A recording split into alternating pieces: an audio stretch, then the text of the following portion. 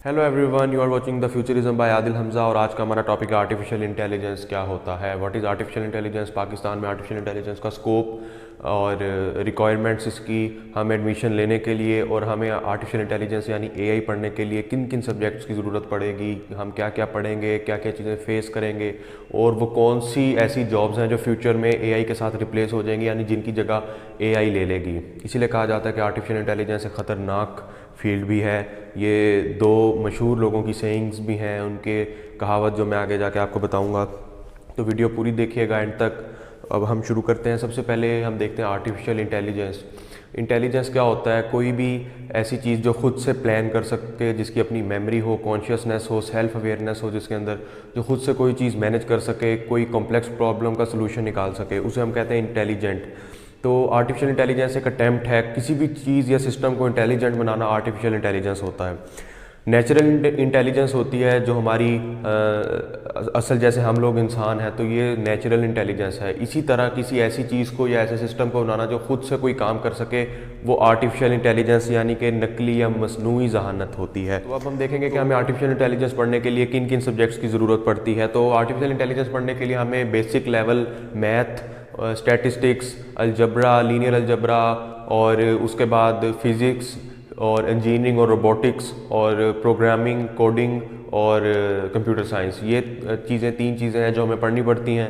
और इसके अलावा हमारे पास अपॉर्चुनिटीज़ कहाँ कहाँ पे हैं हमारे पास आर्टिफिशियल इंटेलिजेंस पढ़ने के बाद। अगर हम विद इन पाकिस्तान देखें तो यहाँ पे बड़े शहरों में इसका ज़्यादा स्कोप है, छोटे शहरों में या तो नहीं है या तो टीचिंग के मौके हैं सिर्फ। और अगर हम देखें बड़े शहरों में तो हम machine learning specialist, data scientist और computer scientist, web developer etcetera, ये जॉब्स अवेलेबल हैं। डिपेंड करता है कुछ फैक्टर्स पे कि उनमें एक चीज़ तो ये है कि आप स्पेशलाइजेशन किस चीज़ में करते हैं। इसमें natural language processing, image processing, machine learning, deep learning, बहुत सारी चीज़ें इंक्लूड होती हैं आर्टिफिशियल इंटेलिजेंस के अंदर। इवन रोबोटिक्स एक अलग इसमें आ जाती है। तो वो डिपेंड करता है कि आप क्या चीज़ और क्या फील्ड चूज़ करते हैं। तो और टीचिंग तो ऑब्वियसली हर जगह आप पोस्ट ग्रेजुएट या यूनिवर्सिटी लेवल पे कर सकते हैं। इसके बाद आप शॉर्ट कोर्सेज भी करवा सकते हैं आर्टिफिशियल इंटेलिजेंस के अंदर।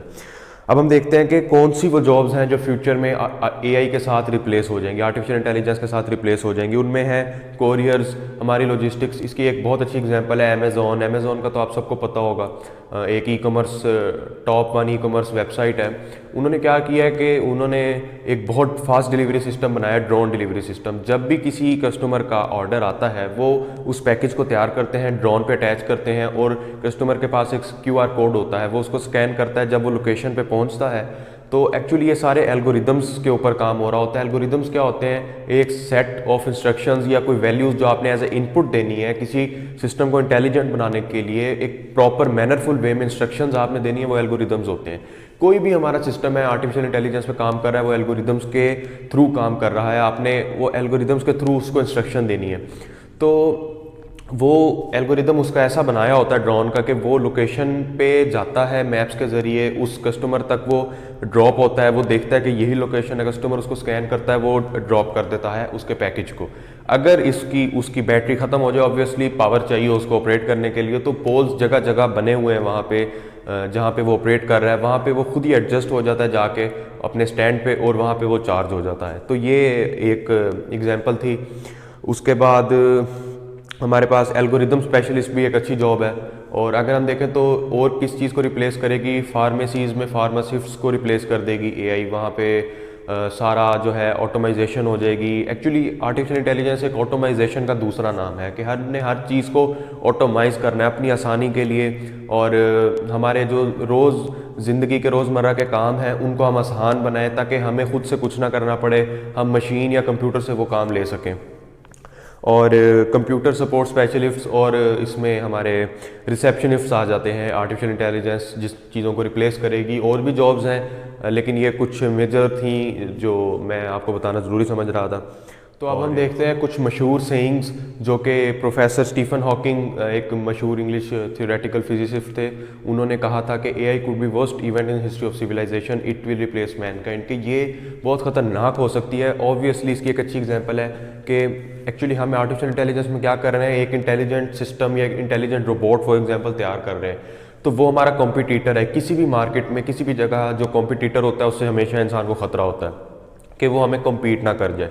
तो इसी तरह उन्होंने कहा कि अगर रोबोट्स ने इंसानों की जगह ले ली तो जो लोग रोज़मर्रा की ज़िंदगी अपनी गुजारने के लिए, ज़िंदगी बसर करने के लिए कमा रहे हैं, उनकी नौकरियां, उनकी सारी जो उनका डेली का काम है वो छिन जाएगा। तो उनकी जगह रोबोट्स ले लेंगे, इंसान की वैल्यू कम हो जाएगी और रोबोट्स, हर जगह रोबोट्स का ही काम होगा, तो इंसान क्या करेंगे, इंसान तो इस तरह फारिग हो जाएंगे। इसी तरह इलॉन मस्क बिजनेस पर्सनैलिटी हैं, स्पेस एक्स के सीईओ हैं, उन्होंने भी कहा था कि AI will soon become just as smart as humans, we all should be scared, कि हमें इससे डरना चाहिए, हमें इसके AI के ख़तरात से डरना चाहिए कि ये अगर हमारे मुकाबले में खड़ी हो गई, अगर इससे हमें कोई नुकसान पहुंचने लग गया तो हम क्या करेंगे। अगर हम देखें तो हर चीज़ का एक नेगेटिव भी होता है इफेक्ट और एक पॉजिटिव होता है, तो वो हम पे डिपेंड करता है कि हम उसको किस वे में उसको इम्प्लीमेंट कर रहे हैं किसी चीज़ पे।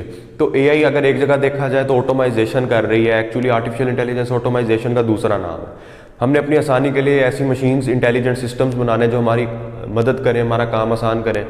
तो अगर दूसरी जगह देखा जाए तो उसके नेगेटिव असरात भी हो सकते हैं। तो इसी तरह स्टीफन हॉकिंग और इलॉन मस्क ने ये बातें कही थी कि ये हमारे लिए ख़तरनाक भी हो सकती है आर्टिफिशियल इंटेलिजेंस। और एक अगर सर्वे के बाद अगर हम एक एनालिसिस करें तो आर्टिफिशियल इंटेलिजेंस एक बहुत कमिंग पॉइनियर सब्जेक्ट है जो कि IT, CS और सबको पीछे छोड़ देगा। और आई थिंक इन फ्यूचर सिर्फ आर्टिफिशियल इंटेलिजेंस ही होगा, क्योंकि सारी चीज़ें ऑटोमाइजेशन की तरफ जा रही हैं और इसमें हम प्रोग्रामिंग कर रहे हैं, हर तरह का सब्जेक्ट, वेब डेवलपमेंट, तो हर चीज़ इसके अंदर ऑलरेडी आ चुकी है। तो इसीलिए हम अगर एक सर्वे करें या किसी साइंटिस्ट या किसी की अगर हम देखें रिसर्च, तो वो यही हमें पता लगेगा कि फ्यूचर में सिर्फ आर्टिफिशियल इंटेलिजेंस ही होगा। और अगर आप आर्टिफिशियल इंटेलिजेंस में एडमिशन लेना चाहते हैं तो आप ज़रूर आएँ, आपको, लेकिन आप ये देख लें कि आपको मैथ, आपकी ग्रिप हो मैथ पे, और इतनी ज़्यादा मैथ ज़रूरी नहीं होती, आपको सिर्फ बेसिक लेवल ऑफ मैथ चाहिए होता है। फिज़िक्स और programming, coding, computer related, computer science, हर चीज़ इसमें आपको आती हो। और इनफैक्ट ये बहुत अच्छी फील्ड है। और अगर आप देखें तो हम इसकी रिक्वायरमेंट देख लेते हैं। इसकी एडमिशन रिक्वायरमेंट्स जो है वेरी करती हैं यूनिवर्सिटी टू यूनिवर्सिटी, लेकिन अगर हम मोस्टली देखा जाए तो 50% FSC में मिनिमम मार्क्स होने चाहिए, मैट्रिक में 3rd डिवीज़न नहीं होनी चाहिए, मिनिमम 2nd होनी चाहिए। और ये एक 4 ईयर प्रोग्राम, बैचलर्स की डिग्री हमें मिलती है और उसके बाद हम वेरियस जगह पे जॉब्स के लिए अप्लाई कर सकते हैं। अपॉर्चुनिटीज़ मैं आपको बता चुका हूँ, machine learning specialist, data scientist etcetera, बहुत जॉब्स हैं। और अगर हम बाहर के ममालिक में देखें तो वहाँ पे इसकी और ज़्यादा हमारे पास अपॉर्चुनिटीज़ मिल जाती हैं। वहाँ बड़ी कंपनीज़ हैं, for example Apple, Google, Samsung. तो जिस तरह हम उसको बढ़ाते जाएंगे अपने एरिया को, तो ऑब्वियसली उस तरह हमारे पास रिसोर्सेज बढ़ते जाएंगे। अगर हम पाकिस्तान में देखें कम है, किसी और जगह देखें ज़्यादा है। तो अब कुछ एप्लीकेशंस और एग्जांपल्स जो हमारी डेली लाइफ में है आर्टिफिशियल इंटेलिजेंस की, उसमें स्मार्ट होम्स, और फॉर एग्जांपल आप सुबह उठते हैं, एक आपने इंटेलिजेंट सिस्टम को मॉर्निंग का मैसेज दिया, वो क्या करेगा, हॉट कॉफ़ी मशीन ऑन कर देगा, आपका पानी गीज़र में जो है वो ऑटोमेटिकली हॉट हो जाएगा, गीज़र आपका ऑन हो जाएगा, आपके कर्टन साइड पे हो जाएंगे और लाइट्स रूम की ऑन हो जाएंगी, या जिस तरह भी आपने उसको इंस्ट्रक्शन दी हुई है। ये एल्गोरिदम्स के थ्रू सारा काम होगा, लेकिन ये एक प्रॉपर वे में इसको हम आर्टिफिशियल इंटेलिजेंस ही कहेंगे। और उसके बाद गेम्स हमारी ऑनलाइन, और स्पेशली हम देखें रिकमेंडेशन जो होती है हमारी, फॉर एग्जांपल आप यूट्यूब चला रहे हैं, आपने एंटरटेनमेंट व्लॉग देखा है, तो अगले दिन आप जब ऑन करेंगे तो आपको रिकमेंडेशंस में सिमिलर टू दैट वीडियो सारी रिकमेंडेशंस वैसी ही मिलेंगी। तो ये क्या होता है, ये एक्चुअली आर्टिफिशियल इंटेलिजेंस ही है। वो आपके कैटेगरी, आपकी इंटरेस्ट को कैप्चर कर लेता है कि आपका इंटरेस्ट और आपकी मतलब जो आपने देखना है, आप क्या देखना चाहते हैं, वो आपको रिकमेंड ही वही करेगा। एप्पल की सीरी है, बहुत अच्छी एग्जांपल है आर्टिफिशियल इंटेलिजेंस की। मॉनिटरिंग होती है हमारी रोड्स पे या कहीं भी किसी ऑर्गेनाइजेशन या किसी बिल्डिंग्स में CCTV पे हम स्कैन करते हैं। फेशियल रिकॉग्निशन आर्टिफिशियल इंटेलिजेंस की एक अच्छी एप्लीकेशन है। इसमें अगर हम आगे जाके मज़ीद इसको क्लैरिफाई करें, एक्सप्लेन करें, तो आर्टिफिशियल इंटेलिजेंस की भी आगे 2 टाइप्स हैं, स्ट्रॉन्ग AI और वीक AI। वो इंशाल्लाह अगली वीडियो में एक्सप्लेन करूँगा मैं, और आई थिंक वो भी बहुत ज़रूरी है, क्योंकि उसमें स्ट्रॉन्ग AI में अलग चीज़ें हैं, वीक AI में अलग चीज़ें हैं, और आर्टिफिशियल इंटेलिजेंस के related IoT, internet of things, cloud computing, ये कुछ चीज़ें हैं जो इंटरेस्टिंग भी बहुत हैं और ज़रूरी भी बहुत है आपको बताना। तो ये इंशाल्लाह अगली वीडियो में बताऊँगा। अगर आपको आर्टिफिशियल इंटेलिजेंस से रिलेटेड किसी चीज़ की समझ नहीं आई या आप कोई क्वेश्चन पूछना चाहते हैं तो आप नीचे कमेंट कर सकते हैं, मेल नीचे दी गई है, आप वहाँ पे मुझे मेल कर सकते हैं। और यहाँ हमारा टॉपिक ख़त्म होता है। This is Adil Hamza signing off. Allah हाफ़िज़।